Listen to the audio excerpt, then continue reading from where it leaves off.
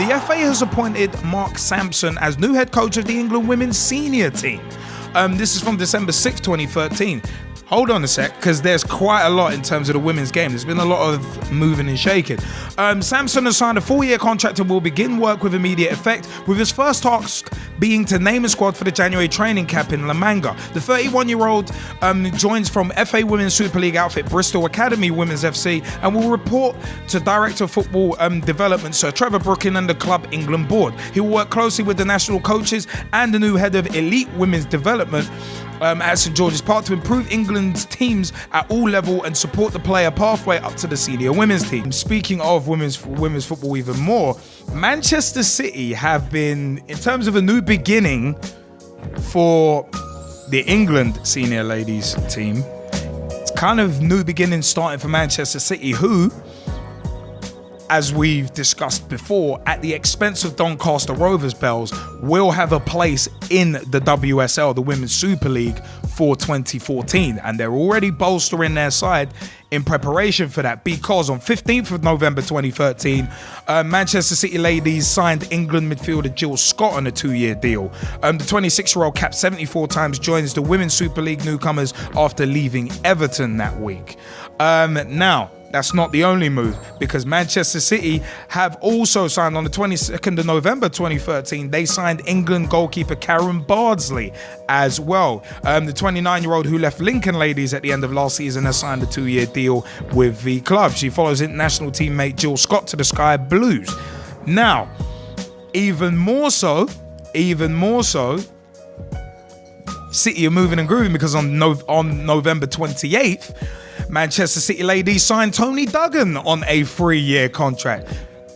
I don't know if you noticed, but they seem to be raiding Everton here, because the striker who scored a hat-trick in England's World Cup qualifier win over Turkey in September had rejected Everton's offer of a new deal. City ladies will compete in the expanded Women's Super League for the first time in 2014.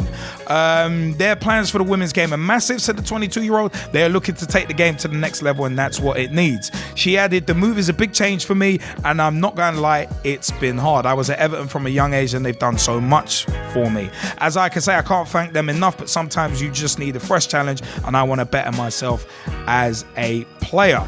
Now, City ain't done yet, because they've also agreed a deal on December 5th, 2013. Arsenal and England defender Steph Houghton has agreed a move to Manchester City ladies and will sign a 3-year contract in January. The 25-year-old has played 40 times for her country and has also represented Team GB at the London 2012 Olympics as well. Houghton captained Arsenal to an FA Cup and Continental Cup double in 2013, but the Gunners could only finish third in the Women's Super League. She did say, "I'm so glad that City came in for me, because as soon as I heard their plans for the future, I knew I wanted to be part of it." The former Sunderland and Leeds player told her club's new website. "I'd like to thank Arsenal very much for everything they've done for me. They've helped me to grow as a player, and it was a massive decision for me to leave. I had 3 very successful years there, and I didn't take the decision lightly." Very, very interesting. To me, as an outsider in terms of women's football, as an outsider looking in, the parallels between Manchester City ladies right now with all these deals, it looks like Man City ladies are doing exactly what the men did. It's like, right, we come up, we want to just buy a load of players and make an assault at the league. They're buying quality players. I give them that.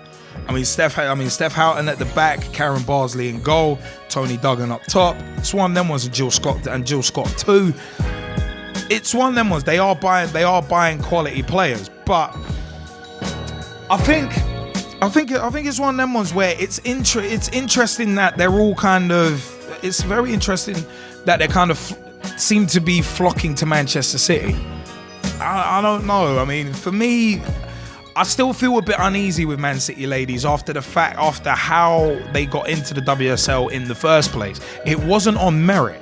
If you remember back a few months ago, we obviously had the debate about how they got into the WSL. So it's one of them. I think it was a Pitch Talk push point. So we'll youtube.com/Pitch Talk. That's on there. But it's an interesting one. But also, Sampson taking over at Mark Sampson taking over as England senior head coach. Very interesting one. It was always going to be interesting to see who takes over from Hope Powell. So it's one of them ones where I think it's a good appointment, because at least Sampson, you could say he's basically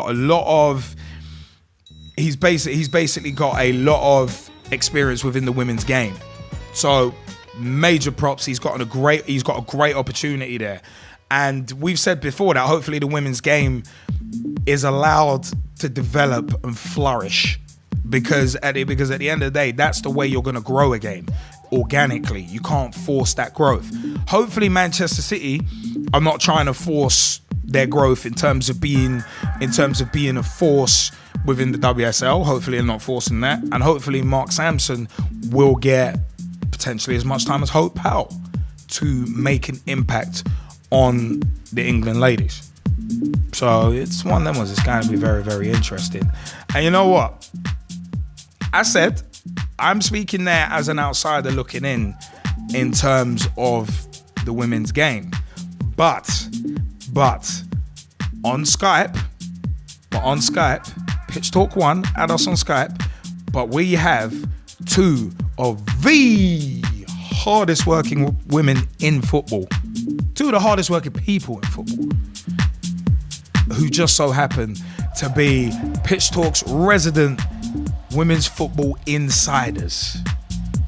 I would like to say a big welcome and a big hello to the returning Sophie and Rachel of Girls on the Ball, at Girls on the Ball on Twitter, facebook.com/Girls on the Ball, and www.girlsontheball.com. Sophie, Rachel, it's been a long time since we've heard from you.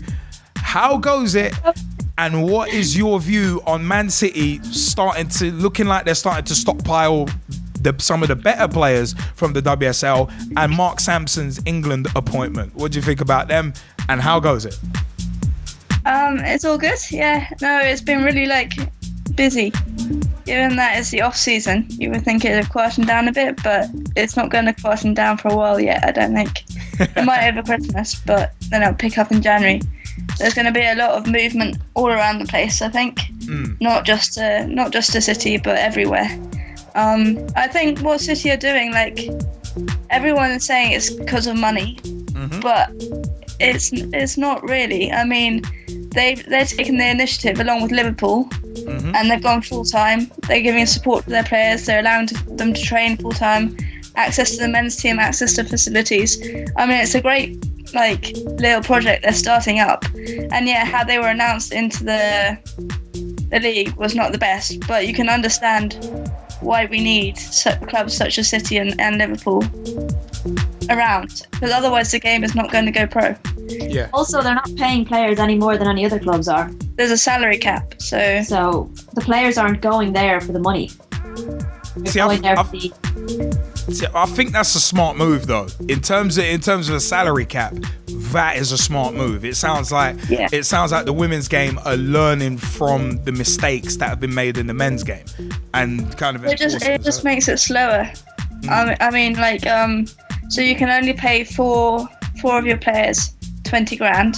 The rest has to be spread. Most clubs spread it around their players, so that they can cover all the costs. And a lot of the clubs also employ their players within the club, so that they can work within the club and then be supported in their job to play football as well. So they work it out like that. But I mean, the players aren't going there for the money. It's for the full-time thing, I think. To be honest, women aren't playing football for the money, full stop. So they're certainly not going to other clubs for the money. It's not a particularly lucrative job, essentially.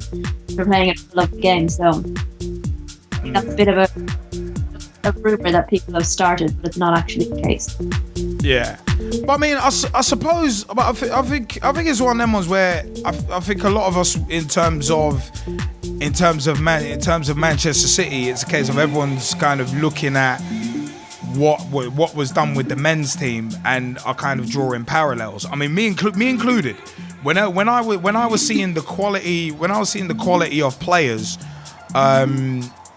when I was seeing the quality of players going to Man City, I was thinking my automatic thought was that it was going to be for the money. But then when I read into the stories, it was kind of like, so they are partly doing what the men's team are doing in theory, looking like they're stockpiling players. But then the offers of kind of going full time and the better facilities, looking at it that way, that's the right reason to move somewhere. Because if you want to develop your game, you've got to do it the best players, they need to be playing full time, especially in the to league be competing with the likes of Germany, US, who are all full time leagues. I mean, Sweden as well, and France. They all got they're fully funded and they're all full time and permanent. Yeah, and if we want to do well in the World Cup, we want as many England players playing full time as you can possibly have.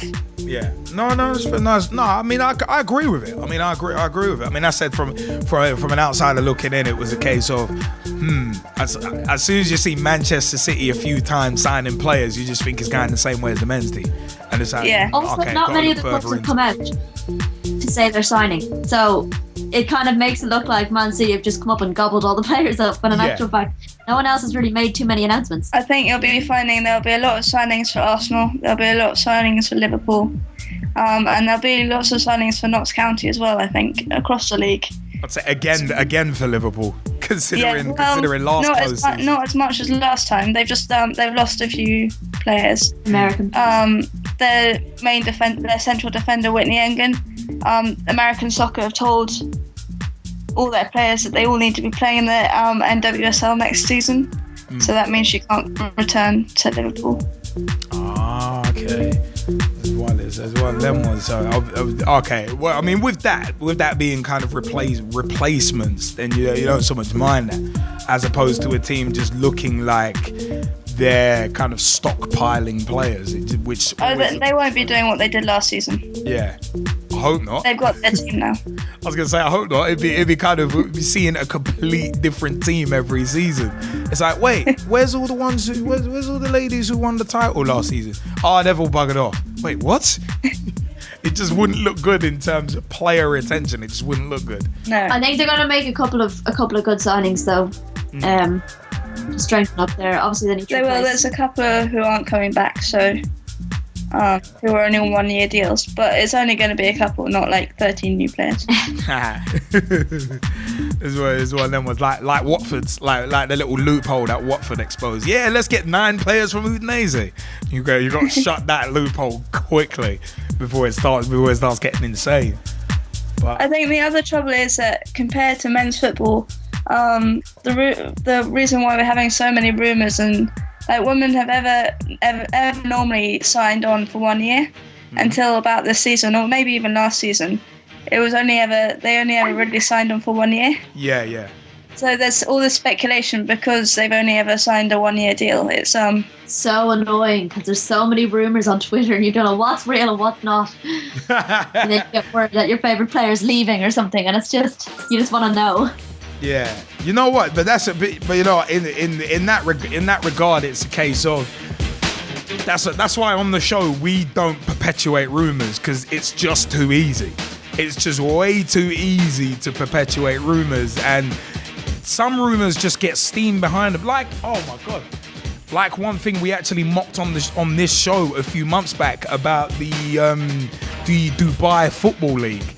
That rumor had garnered so much traction that I think it was the Times that actually did I think it was like a double or a 3-page spread on the Dubai Football League on the basis that there were rumors going around, but nobody refuted them.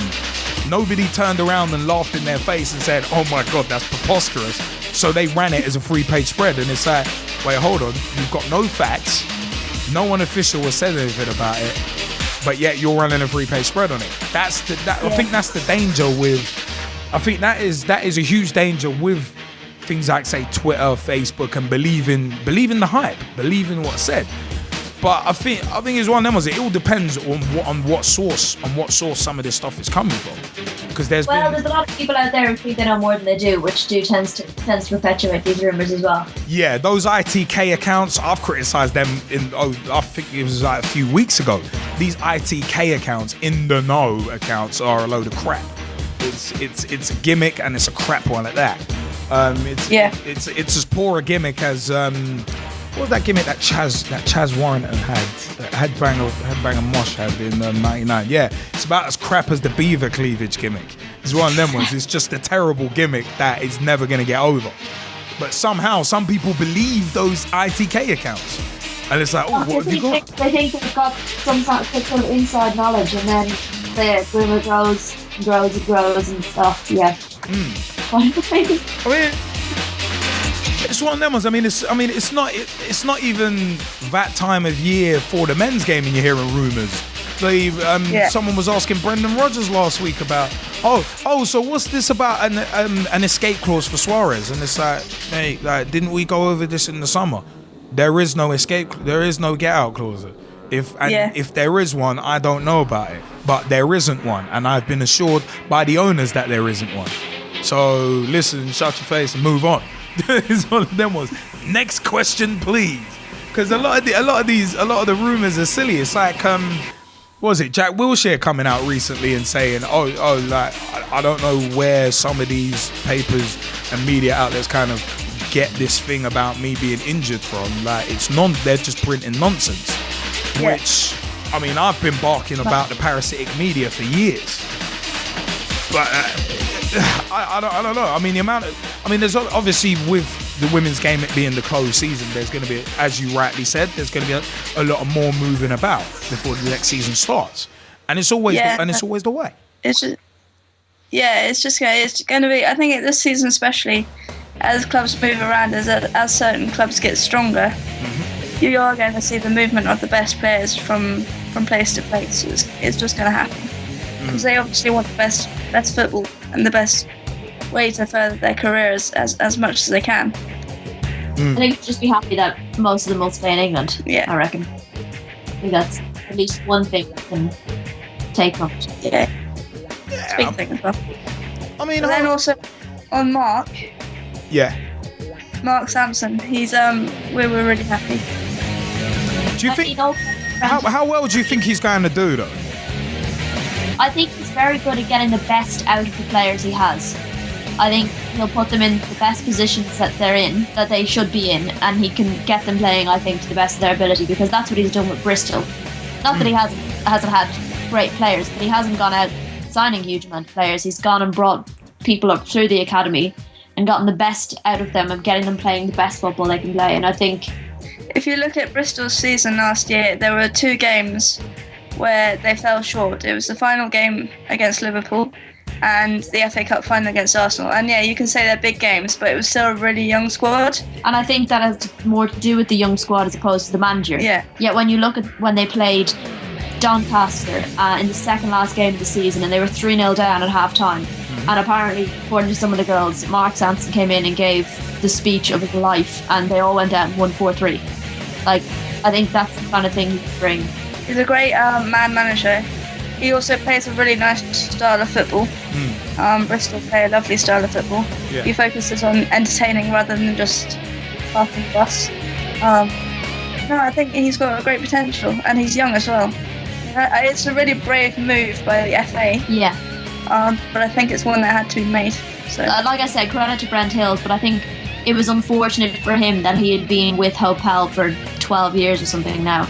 You know, they had made the statement that they wanted to take a complete step away from that whole era, and that had to mean that he had to go. Yeah. But I think on top of that, I also think we will see some new faces in the England squad now with Mark Sampson in charge as well that haven't necessarily been given the chance. Do you think Mark Sampson will be making sweeping changes straight away, or do you think they'll be a bit more gradual? I reckon it's gradual. Yeah, I mean the squad he has isn't a bad squad. They're really talented players as a group, but I think there are areas where they can bolster and give other players a chance. And pick on form rather than on favourites. Yeah. I mean, there are a couple of players I think we'll see that are maybe slightly older. They're not kind of young guns, but I think they'll definitely, well, some of them are still young guns, but they've been in the game for a while, but I reckon they might get a shot. I mean, I was going to say, I mean, whenever a team's picked on the good old boys kind of network, it's never a good thing. It's never a good thing, and it never helps, because if anything, it's kind of basically breed resentment more than anything. So it's never good. But I also want to ask, actually, whilst we've got you, Sophie and Rachel, whilst we've got you, Jamie Bailey, you wanted to jump in on these two kind of portions of the women's game, didn't you? Jamie, where sorry, sorry about that again. Just looking at the two, Sampson is a very good appointment.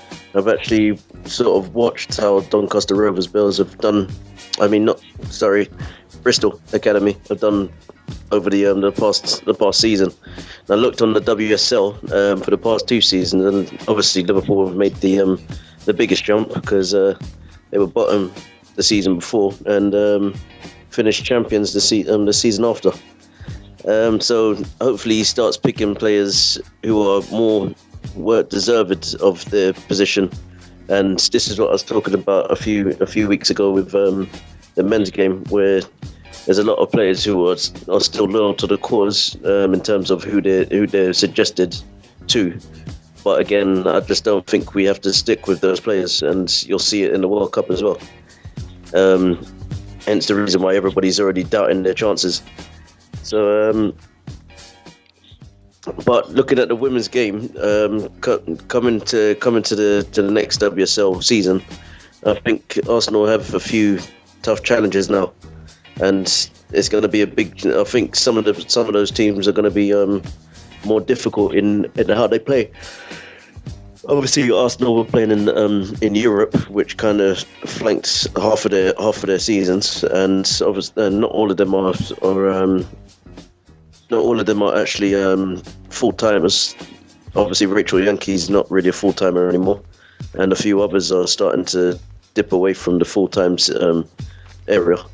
But I think if we can keep it going and have that flurry of players coming through, like obviously Barcelona, like all the other clubs, even Swansea, then it would look good for me. It'd just be a case of who they actually bring through.